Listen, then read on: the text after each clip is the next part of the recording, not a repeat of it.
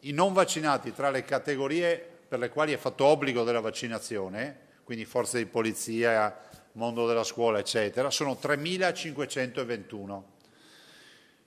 Quindi lo scandisco bene, da oggi queste 3.521 persone hanno l'accesso diretto ai centri vaccinali.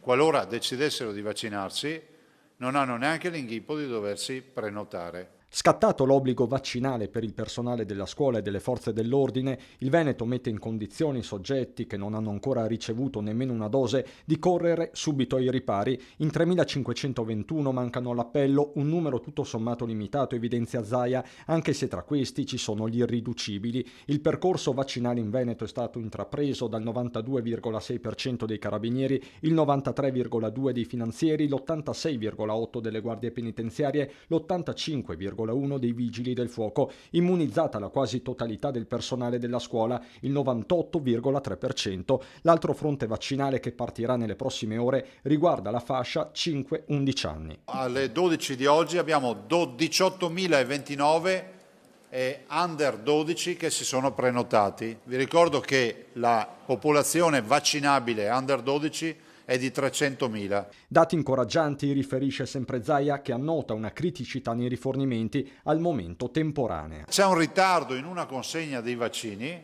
c'è un lieve ritardo, io spero che sia solo un pneumatico forato, una roba del genere, insomma, l'uso delle catene in qualche passo, ma che arrivino i vaccini. Non aiutano nemmeno gli attacchi informatici subiti dal sistema delle prenotazioni all'ULSS 6 Euganea, disagi che stanno rientrando ma che sono stati pesanti e che spingono lo stesso Zaia a rivolgersi agli hacker anche come ammonimento per il futuro. A noi non venite a chiederci riscatti perché non vi diamo soldi, niente bitcoin e altre menate del genere.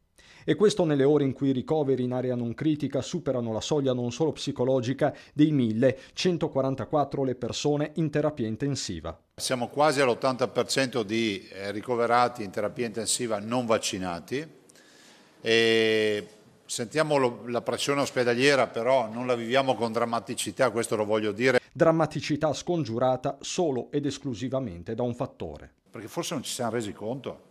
Cioè con l'incidenza di oggi che ha il 400 su 100.000 abitanti, terapia intensiva e tutto, noi saremmo chiusi se non ci fossero stati i vaccini. Cioè zona rossa.